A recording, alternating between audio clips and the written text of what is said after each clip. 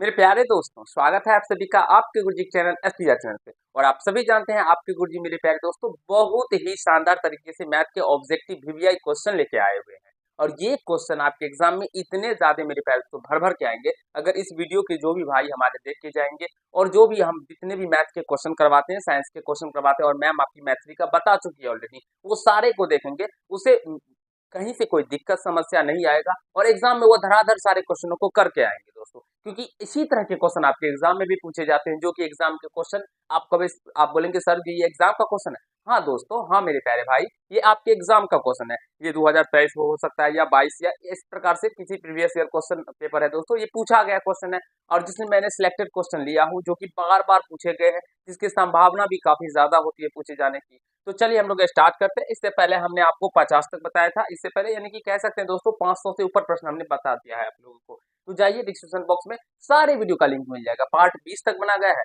तो सारे वीडियो का लिंक भी मिल जाएगा इस वीडियो के डिस्क्रिप्शन बॉक्स में। आज हम लोग 51 नंबर से करेंगे और बहुत ही शानदार तरीके से सीखेंगे, आप सभी को सिखाएंगे भी। देखिए ये हमने होमवर्क के रूप में आप सभी को दिया था और आशा करता हूँ ये सभी प्रश्न आप सभी ने सॉल्व भी कर लिया होगा। तो जल्दी से कमेंट बॉक्स में खटाखट खटाखट मेरे प्यारे दोस्तों इसका आंसर कमेंट बॉक्स में कमेंट करना शुरू कर दीजिए। चलिए कहा गया है समान ऊंचाई के दो बेलनों के आयतनों का अनुपात 4:9 है। इसके वक्र पृष्ठ क्षेत्रफलों का अनुपात क्या होगा। देखिए दोस्तों, इसका आयतन दिया गया है। दो बेलन है दोस्तों, मान लेते हैं एक बेलन इस तरह से, इस तरह से है, ठीक है ना। दो बेलन है तो छोड़िए बेलन को, डायरेक्टली आते हैं। बेलन का आयतन क्या होता है, पाई आर स्क्वायर। तो दो बेलन है तो इसका R1 होते हैं, R1 ले लेते हैं यहाँ से H1 और अनुपात तो हम बटे करते हैं, ठीक है। पाई R2 का स्क्वायर H2, क्योंकि ऊंचाई भी अलग होगा और त्रिज्या भी अलग होगा। दो बेलन है तो पहले बेलन के त्रिज्या को R1, दूसरे बेलन के त्रिज्या को R2, पहले बेलन के ऊंचाई को H1 और दूसरे बेलन के आयतन को सॉरी ऊंचाई को H2 मान ली। अब यहाँ से इसका अनुपात 4:9 दिया गया है। तो ये पाई से पाई क्या होगा, कट जाएगा। तो यहाँ R1 स्क्वायर बटे H1 और R2 स्क्वायर इंटू H2 का जो अनुपात आ गया वो 4/9 आ गया। हमें क्या निकालना है, इसके पृष्ठ क्षेत्रफलों का अनुपात निकालना है। तो पृष्ठ क्षेत्रफल क्या होता है दोस्तों, अगर हम बात करना चाहेंगे तो यहाँ से समझने का प्रयास कीजिएगा, ठीक है। पृष्ठ क्षेत्रफल होता है बेलन का 2 पाई आर एच। तो अगर हमें आर एच का पता चल जाए मान तो हो जाएगा। तो हम यहाँ से स्क्वायर को क्या करते हैं, इस तरह लेके आ जाएंगे। तो R1 H1 बचेगा, नीचे में R2 H2 बच जाएगा।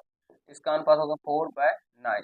तो यहाँ से हो जाएगा R1 H1 बटे सॉरी R1 H1 बटे R2 H2, ठीक है ना। स्क्वायर को इधर लेके आ गए तो ये हो जाएगा 2/3। 4 का वर्गमूल हो जाएगा 2 और 9 का वर्गमूल हो जाएगा 3। अब यहाँ से हमें निकालना है तो 2 पाई R1 H1, पहले बेलन का आयतन दूसरे बेलन का आयतन सॉरी वक्र क्षेत्रफल 2 पाई R2 H2। तो यहाँ से 2 पाई कट जाएगा दोस्तों, 2 पाई कट जाएगा ना। तो क्या बचेगा यहाँ से R1 H1 बटे R2 H2। R1 H1 बटे R2 H2 का अनुपात क्या है, 2/3। तो 2/3 ही इसका राइट आंसर हो जाएगा। आई होप मेरे प्यारे दोस्तों ऑप्शन नंबर ए इसका राइट आंसर हो जाएगा और आशा करता हूँ आप सभी समझ भी गए होंगे। तो चलिए नेक्स्ट क्वेश्चन की ओर चलते हैं। जल्दी से नहीं, इसका आंसर कमेंट बॉक्स में आप सभी कमेंट कीजिए, ठीक है। जल्दी से दोस्तों फटाफट फटाफट कमेंट बॉक्स में कमेंट कीजिए। नहीं 2-5 मिनट बैठिए ना, इसका देखिए ना।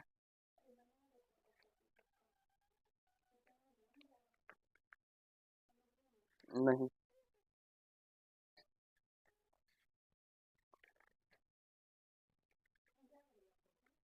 इसको देखना। तो देखिए दोस्तों क्या कहा गया है थोड़ा सा प्रश्न, कितना प्रश्न है 52।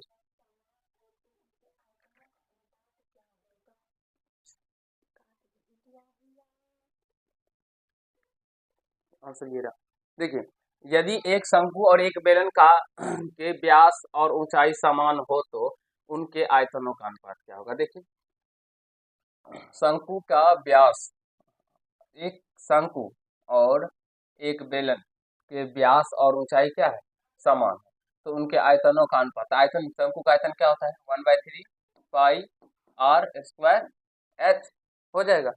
और यहाँ से अनुपात का रहा है किसके, बेलन के ना। तो बेलन का होता है पाई R² H। समझने का प्रयास कीजिएगा, कहा गया है व्यास और ऊंचाई समान हो, तो व्यास और ऊंचाई समान हो, यानी कि डी बराबर क्या है, एच दिया गया है।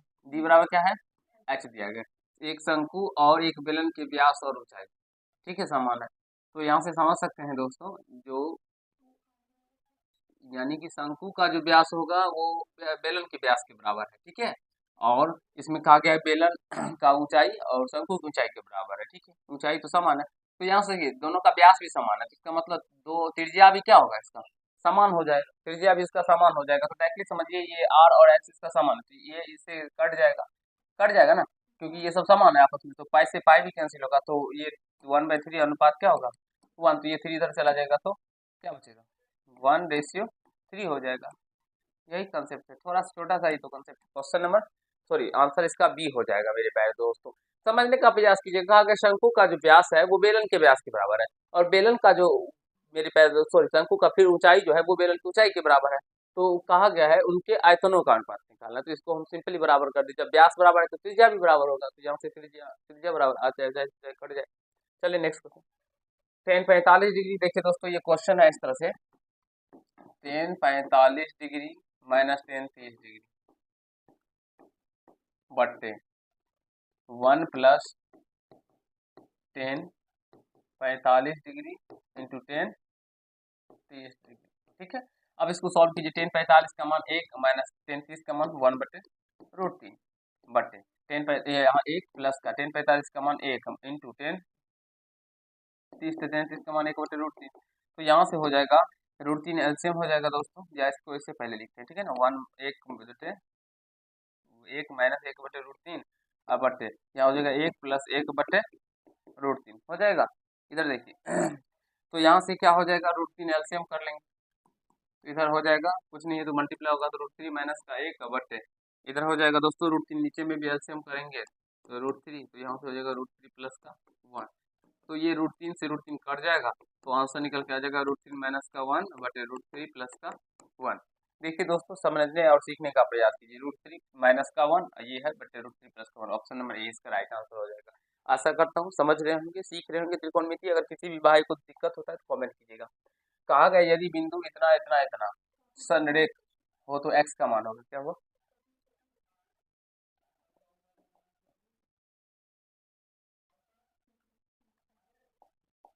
हमें एक्स का मान बताना है।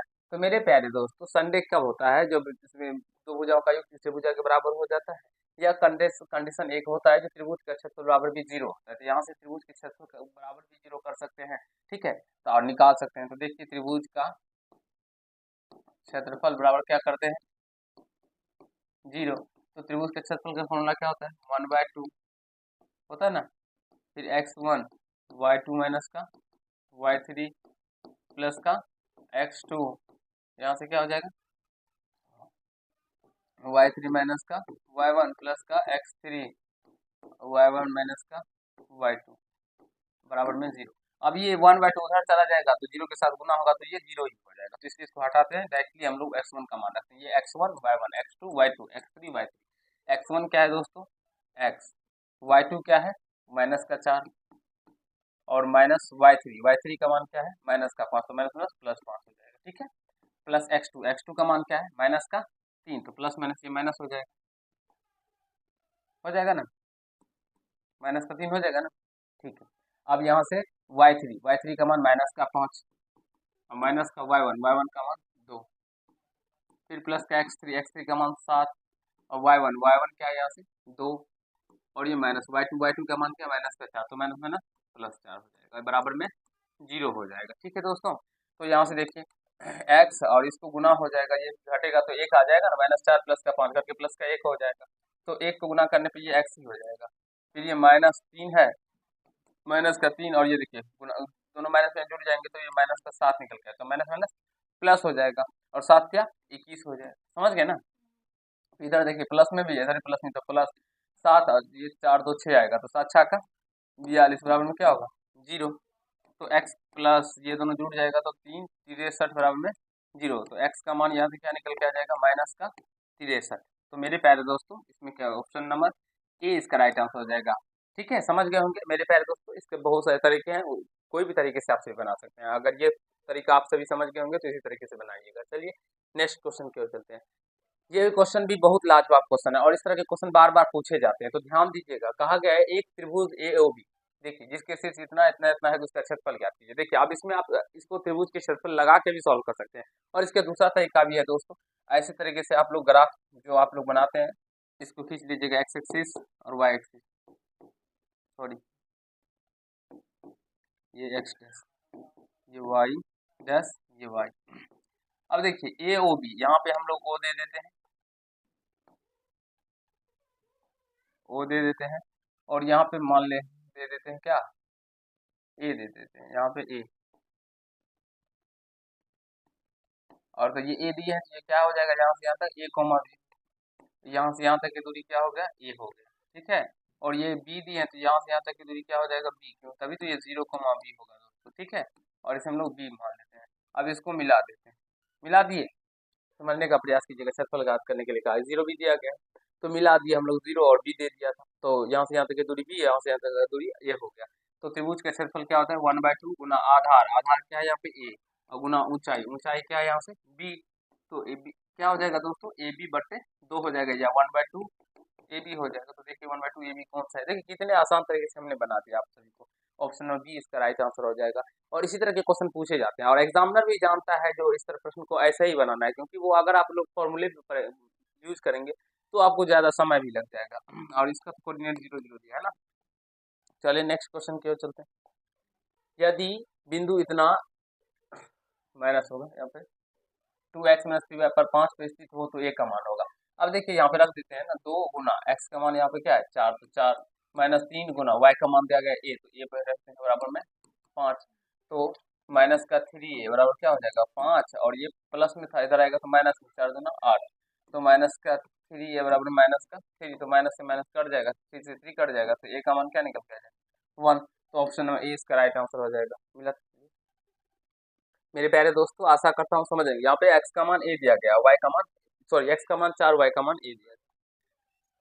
कहा गया है जो x square minus 2x minus 3 बराबर 0 तथा x square minus 8x minus plus 15 बराबर 0 तो उभयनिष्ठ मूल है। इस तरह के प्रश्न हम बता चुके हैं। उभयनिष्ठ का मूल मेरे प्यारे दोस्तों कोई ऐसा मान होगा इसमें, ये 4 में, जो हमें रखने पर ये दोनों टर्म क्या आ जाएगा 0 आ जाएगा। दोनों, ये भी क्वाड्रेटिक वाली इक्वेशन, ये भी क्वाड्रेटिक इक्वेशन का समीकरण। देखिए 5 रखें तो 25 होगा, और 5 में 10, ये होगा नहीं, 5 रखें तो होगा नहीं मेरे प्यारे दोस्तों, 3 से ना। चलिए 3 रखते हैं, तो 3 का स्क्वायर माइनस का 2 गुना 3 माइनस का 3, तो देखिए 3 का स्क्वायर 9 माइनस 3 गुना 6 माइनस का 3, तो 9 माइनस का 9 बराबर 0, ये तो आ गया। अब इसमें भी रखते हैं, देखिए एक्स स्क्वायर यानी 3 का स्क्वायर माइनस 8 गुना 3 प्लस का 15, तो 3 का स्क्वायर 9 माइनस का 8 से 24 प्लस का 15, तो 15 9 24 माइनस का 24। देखिए दोस्तों दोनों टर्म 0 आ गया, तो ऑप्शन नंबर बी ही इसका राइट आंसर हो जाएगा, यानी एक्स का उभयनिष्ठ मूल क्या हो जाएगा इसका 3 ही हो जाएगा। एक तो तरीका ये हो गया। दूसरा तरीका आप इसके मूल निकाल कर भी चेक कर सकते हो, तो मूल निकाल कर चेक करने में आपको ज्यादा समय भी लगेगा, ज्यादा प्रोसेस करना कर पड़ेगा, कहीं मिस भी कर सकते हैं, गलती भी कर सकते हैं, तो इसका राइट आंसर बी होगा। और यही शॉर्ट तरीका है, इस तरीके के से बना सकते हैं, डायरेक्टली मान रख के आप लोग, ठीक है। किसी वृत्त के बाह्य बिंदु P से दो स्पर्श रेखाएं P और PB खींची गई है, तो PA की लंबाई 5 सेंटीमीटर, तो PB की लंबाई मेरे पास तो PB की लंबाई भी 5 सेंटीमीटर ही हो जाएगी, क्योंकि वृत्त पे अगर कोई स्पर्श रेखा खींची जाती है तो वहां से उस स्पर्श रेखा की लंबाई, यहाँ पे अगर मान लीजिए P है, ये A है और ये B है, ठीक है, तो ये 5 सेंटीमीटर है ना दोस्तों, तो ये भी 5 सेंटीमीटर ही होगा, क्योंकि स्पर्श रेखा की लंबाई समान होती है, ठीक है। ऑप्शन नंबर बी इसका हो जाएगा। किसी समांतर श्रेणी का दूसरा पद 13 हो और इसका पांचवा पद 25 है, तो इसको हम क्या लिखेंगे दोस्तों, a प्लस का d बराबर क्या लिखेंगे 13 लिखेंगे ना, तो यहाँ से a बराबर हम क्या लिखेंगे 13 माइनस का d लिखेंगे, और इसका क्या कहा गया, इसका सार्वंतर होगा, और इसका पांचवा पद क्या है दिया गया है 25 है, पांचवा पद 25 दिया गया है। चलिए इसका पांचवा पद यानी a5 बराबर 25, इसको क्या लिखेंगे a प्लस का 4d बराबर में 25। अब ए का मान यहाँ से 13 माइनस का डी रखिए, ए का मान 13 माइनस का डी प्लस का 4d बराबर क्या हो जाएगा 25। तो यहाँ से देखिए 13 को उधर लेके चलेंगे तो ये माइनस का डी या प्लस का 4d घट जाएगा, 3d हो जाएगा, क्या होगा क्या 25 माइनस का 13, तो यहाँ से 3D में क्या हो जाएगा 12, तो 3 चौके 12, तो डी का मान क्या निकल के आ गया 4 निकल के आ गया। देखिए कौन से ऑप्शन में, तो ऑप्शन नंबर सी इसका राइट आंसर हो जाएगा मेरे प्यारे मित्रों, option number C this will be right answer. आशा करता हूँ आप सभी बहुत ही शानदार तरीके से क्वेश्चनों को समझ रहे होंगे, सीख रहे होंगे। साथ में कहा गया समांतर माध्य, समांतर माध्य निकालने का जितने भी संख्या रहते हैं सारे प्रेक्षणों को जोड़ देंगे, प्रेक्षणों का योग प्रेक्षणों का योग बटे प्रेक्षणों की संख्या, जोड़ने पे ये क्या आ रहा है दोस्तों 30 आ जाएगा, ठीक है, बटे 2 15 निकल के आ जाएगा इसका ऑप्शन नंबर बी। और इस तरह के क्वेश्चन भी पूछे जाते हैं। 42 सेंटीमीटर व्यास वाले वृत्त का क्षेत्रफल 42 सेंटीमीटर व्यास, डी का मान मेरे प्यारे दोस्तों 42 दिया है। हाँ कितने नंबर में सी 42 सेंटीमीटर दी दिया गया, तो ये त्रिज्या क्या हो जाएगा व्यास का आधा होता है यानी 21 हो जाएगा, 2 से भाग लगाएंगे तो। अब इसका क्षेत्रफल पूछा गया, तो क्षेत्रफल एरिया क्या हो जाएगा pi r square, pi r square, तो पाई का मान 22/7 गुना आर स्क्वायर, तो 21 गुना 21, तो 7 से 7 किया 21, गुना कीजिएगा 3 गुना 6 वाला हो जाएगा, तो यहाँ तीनों 6 ही वाला है, ठीक है। कौन सा है 22×3 = 66 और 21 से गुना 21 छः के 126 हासिल 12 के 6 के 126 और 12 132, कौन सा है 1386, हाँ 21 छः का 126 और 12 126, सॉरी 6 जोड़ दिया 12 जोड़िएगा तो कितना है 38 ना, यानी 1386 सेंटीमीटर बी ही हो जाएगा दोस्तों। इसको हल करने पे क्या नहीं है 1386 निकल के आ जाएगा सेंटीमीटर स्क्वायर। दो वृत्त की त्रिज्याओं का अनुपात इतना है तो इनके क्षेत्रफलों का अनुपात होगा। देखिए समझने का प्रयास कीजिए, दो वृत्त की त्रिज्या दिया गया है तो मान लेते हैं R1, पहले वृत्त की त्रिज्या दूसरे वृत्त की R2, तो अनुपात 4:3 4/3, और दोनों वृत्त के क्षेत्रफलों का अनुपात यानी पाई R1 का स्क्वायर बटे पाई R2 का स्क्वायर, पाई से पाई कट जाएगा तो R1 स्क्वायर बटे R2 यानी कि 4/3 का स्क्वायर कर दीजिए, सीधा बात 4 चौका 16 बटे का 9, तो 16:9 हो जाएगा, ऑप्शन नंबर सी इसका राइट आंसर हो जाएगा मेरे प्यारे दोस्तों, मेरे प्यारे भाइयों। आशा करता हूँ जो अब ऐसे प्रश्नों को आपके एग्जाम में आएंगे तो उसे आप सभी आसान तरीके से कर पाएंगे, बिल्कुल ही बच्चों वाला क्वेश्चन है, बस कंसेप्ट पकड़िए, सीखिए, समझने का प्रयास कीजिए। चलते हैं अगले क्वेश्चन की ओर। एक वृत्त का क्षेत्रफल और परिधि संख्यात्मक रूप से बराबर है तो वृत्त का व्यास होगा, समझने का प्रयास। क्षेत्रफल मेरे प्यारे दोस्तों, क्षेत्रफल क्या होता है पाई आर स्क्वायर, और इसका परिधि परिधि क्या होता है 2 पाई आर, ये बराबर है, तो देखिए समझने का प्रयास कीजिए, पाई से पाई गया, आर स्क्वायर से आर चला गया, तो आर का मान क्या निकल के आ गया 2 निकल के आ गया। हमें व्यास पूछा गया, व्यास बराबर क्या होता है दोस्तों 2 आर, तो यहाँ से 2 और आर का मान क्या निकल के आया 2 2 2 2 ना 4 हो जाएगा, डी का मान ऑप्शन नंबर सी। देखिए इस तरह से भी ऐसे प्रश्न बना सकते हैं, कहीं से कोई मान भी नहीं दिया गया है लेकिन आप सभी का आंसर डायरेक्टली निकल के आ गया है। तो देखिए सीखिए, समझने का प्रयास कीजिए ऐसे प्रश्नों को। 10 30 डिग्री,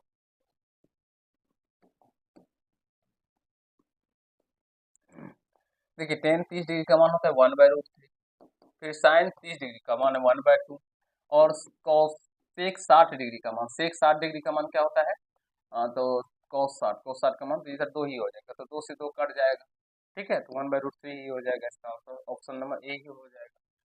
देखिए दोस्तों त्रिकोणमिति का कितना शानदार क्वेश्चन है और एक नंबर आप लोगों को दिलवा देगा दोस्तों, और ये देखिए कितना छोटा क्वेश्चन है, सीधा मान निकाल सकते हैं। आर त्रिज्या वाले आर त्रिज्या तथा कोण थीटा वाले त्रिज्या खंड के संगत चाप की लंबाई, चाप की लंबाई चाप की लंबाई का फॉर्मूला होता है 2 पाई r थीटा बट्टे 360 डिग्री, कभी ये देखने को मिलेगा और कभी पाई r थीटा बट्टे 180 डिग्री, ये देखने को मिलेगा, तो जो भी देखने को मिले वो टिक कीजिएगा, या इसको ऐसे भी लिख सकते हैं दोस्तों पाई r इसे थीटा बट्टे 180 डिग्री गुना पाई r, या थीटा बटे 360 डिग्री और गुना 2 पाई r, यहाँ पे 360 करेंगे 360 डिग्री, तो यहाँ पे 2 पाई r हो जाएगा, तो देखिए थीटा बटे 360 डिग्री 2 पाई r यहाँ है ना, थीटा बटे 360 डिग्री इंटू 2 पाई r है ना, तो ऑप्शन नंबर बी इसका राइट आंसर हो जाएगा, समझ गए। ये 2 पाई r थीटा बटे 360 डिग्री इस तरह से लिखा गया, थीटा बटे 360 डिग्री गुना 2 पाई r, इस तरह से ये लिखा गया, तो 2 पाई r थीटा बटे 360 डिग्री हो गया ना, समझ गए ना। बिंदु इतना किस चतुर्थांश में है, देखिए दोस्तों प्रथम चतुर्थांश में अगर कोई होगा तो उसमें x का भी मान प्लस में होगा, y का भी मान प्लस में होगा। द्वितीय चतुर्थांश में होगा तो x का मान माइनस में होगा, y का मान प्लस में होगा। तृतीय चतुर्थांश में होगा तो x का मान माइनस में, y का मान भी माइनस में। चतुर्थ चतुर्थांश में होगा तो x का मान प्लस में, y का मान माइनस में। देखिए x का मान माइनस में, y का मान प्लस में, x का मान माइनस में, y का मान प्लस में, x का मान माइनस में, y का मान प्लस में। तो ऑप्शन नंबर 20 का राइट आंसर हो जाएगा, द्वितीय चतुर्थांश में होगा। इस तरह से सीखिए, समझने का प्रयास कीजिए। अगर एक बार आप सभी अपने कंसेप्ट को क्लियर कर लेंगे, फिर एक भी प्रश्न में दिक्कत नहीं होगा। बस कंसेप्ट को पकड़िए। y अक्ष से बिंदु इतना की दूरी है। देखिए y अक्ष से बिंदु इतना की दूरी है दोस्तों, तो y अक्ष से बिंदु इतना की दूरी है, समझने का प्रयास कीजिए। ये 3 4 कहाँ होगा, यहाँ पे मान लेते हैं, होगा ना। तो y अक्ष ये रहा ना, तो इससे इसकी दूरी कितना है, कितना गया ये 3 ही गया होगा दोस्तों, ठीक है। और ये x अक्ष से कितना दूरी होता, तो x अक्ष से ये जितना गया होता, तो इतना 4 गया है, तो y का मान 4 ही है ना, तो y अक्ष से दूरी का मान क्या हो जाएगा, 3 हो जाएगा। कोई दिक्कत। चलिए 67 का 3 number, this will be right answer. मूल बिंदु से इसकी दूरी निकालना है, तो मूल बिंदु से अगर किसी बिंदु की दूरी निकालते हैं दोस्तों, तो उसका फॉर्मूला हो जाता है directly under root x square plus का वाई स्क्वायर। ये सारे फॉर्मूले याद रखने होंगे। तो 4 का स्क्वायर प्लस का माइनस का 6 का स्क्वायर, कोई दिक्कत नहीं। तो 4 का स्क्वायर कीजिएगा तो 16 और प्लस 6 का स्क्वायर कीजिएगा तो 36। तो 6 6 कितना होता है 12, और ये 10 क्या हो जाएगा 52, यानी अंदर रूट 52 52। तो देखिए इसको 52 को क्या लिखेंगे दोस्तों, 13 चौके 52, 13 गुना 4। अब 4 का वर्गमूल निकल जाएगा तो 2 अंडर रूट 13, यानी 13 2 रूट 2 13, या इस तरह से लिखा गया 2 रूट 13, इस तरह से समझ गए। कोई दिक्कत। आशा करता हूँ मेरे प्यारे भाई आप सभी को भी कहीं से कोई दिक्कत नहीं हो रहा होगा। अगर दिक्कत आता है तो कमेंट कीजिए, आप सभी के लिए कमेंट खुला रहता है, ठीक है। बिंदु इतना और इतना के बीच की दूरी है। अब इस बीच की दूरी, इसके बीच की दूरी निकालने का फॉर्मूला होता है, ये देखिए x2 माइनस x1 का whole square plus y2 minus y1 का होल स्क्वायर का अंदर रूट, यही होता है ना। तो अंदर रूट x2 क्या है यहाँ से, ये जगह माइनस का 3, अब माइनस x1 तो 4, इसका स्क्वायर प्लस y2 क्या है 2, ये x1 y1 x2 y2 2 और माइनस y1 5। सॉल्व करते हैं तो ये माइनस 3 माइनस 4 माइनस 7 हो जाएगा, तो इसका स्क्वायर कीजिए। अब प्लस 2 में से 5 जाएगा तो माइनस 3 बचेगा, तो इसका स्क्वायर कीजिए। तो माइनस 7 का स्क्वायर प्लस का 49 और प्लस 3 का स्क्वायर प्लस का 9 का वर्गमूल हो जाएगा। तो यहाँ से ये अंदर रूट क्या हो जाएगा 58। तो अंदर रूट 58 ऑप्शन में बी ही दिया गया है यहाँ से, इस तरह से, ठीक है दोस्तों। तो आशा करता हूँ आप सभी समझ रहे होंगे, सारे क्वेश्चनों को सीख पा रहे होंगे। बहुत ही शानदार शानदार क्वेश्चन। बिंदु इतना इतना को मिलाने वाले रेखाखंड का मध्य बिंदु का निर्देशांक, मध्य बिंदु का निर्देशांक निकालने का फॉर्मूला होता है, मध्य बिंदु का जो भी 2 पॉइंट दे रहेंगे दोस्तों, x1 प्लस x2 बटे 2, x कोऑर्डिनेट का y1 प्लस y2 बटे 2। तो यहाँ से 2 बिंदु दिया गया है, ठीक है। यहाँ से ये -3 और 4 और ये -3 और 2 दिया गया है, ठीक है। ये ए, इसका कोऑर्डिनेट ए, सॉरी इसको बिंदु को ए, इसको बिंदु को बी मान लेते हैं। यहाँ पे मान लीजिए पी का निकालना, तो x1 पी का निकालेंगे तो क्या होगा दोस्तों, x1 प्लस का x2 तो -3 बटे 2 और y1 प्लस y2 बटे 2, तो ये माइनस का 6 बटे क्या होगा 2, और यहाँ से ये 6 बटे 2 हो जाएगा। तो -6 में 2 से भाग लगाएंगे तो क्या निकल के आएगा, पी का कोऑर्डिनेट -3 और 2 3 से 3, -3 और 3 निकल के आ जाएगा, जो आपके ऑप्शन में कहीं पे कोई दिख ही नहीं रहा है दोस्तों, ठीक है। दिख रहा है आपको,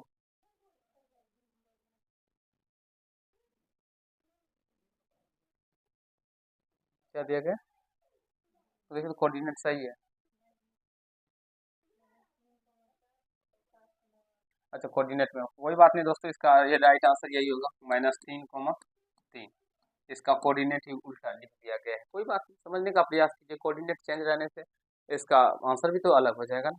चलते हैं, 0.49 को पी बटे क्यू के रूप में लिखा जा सकता है। देखिए दोस्तों 0.49, तो दशमलव हटेगा तो दशमलव का 1 2 संख्या 2 0, तो ये क्या हो जाएगा 49 बटे का 100, नहीं कटता है, तो इसका आंसर इतना ही हो जाएगा 49 बटे का 100, ऑप्शन नंबर 8 समझ रहे होंगे दोस्तों इस तरह के क्वेश्चनों को करने के बारे में। किसका इस तरह से भी पूछा जा सकता है, या दोस्तों अगर देखिए इस तरह से क्वेश्चन आपको कभी कभी इस तरह से 4 9 और इस दोनों के ऊपर में बार दे दिया जाए, तो फिर बनाने का प्रोसेस होता है। जो भी संख्या है तो उसको लिख दीजिएगा, और जितने भी संख्या के ऊपर बार रहता है उतना 9 दे दीजिएगा।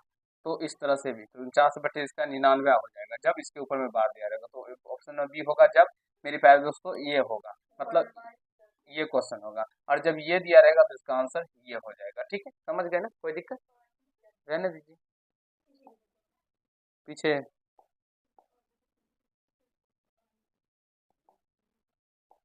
निम्नलिखित में से कौन अपरिमेय संख्या है? देखिए √49 का वर्गमूल निकलता है दोस्तों, तो ये अपरिमेय होगा नहीं, ये क्या हो गया, परिमेय। परिमेय। ये भी √36 का वर्गमूल निकलता है 6 हो जाएगा, तो ये भी क्या हो गया, परिमेय संख्या। ठीक है, √27 का नहीं निकलता है, तो ये क्या हो गया, अपरिमेय। और ये √16 का 4 हो जाएगा, तो ये निकल रहा है रूट से बाहर, तो ये क्या हो गया, सॉरी अपरिमेय नहीं, परिमेय। कोई दिक्कत? तो ऑप्शन नंबर सी इसका राइट आंसर हो जाएगा। बहुपद इतना का शून्यक है। देखिए बहुत अच्छा क्वेश्चन है दोस्तों। 10x माइनस का 25 बराबर में 0। तो यहाँ से 10x बराबर 25 है, माइनस का इधर आएगा तो प्लस का 25 हो जाएगा। तो x बराबर में क्या हो जाएगा, 25 बटे का 10। तो 10 5 दूनी 10, 5 से बचे 25। तो x का मान क्या हो गया, 5 बटे का 2। ऑप्शन नंबर ए इसका राइट आंसर हो जाएगा। समझ गए? आशा करता हूँ आप सभी भी प्यारे भाइयों समझ रहे होंगे।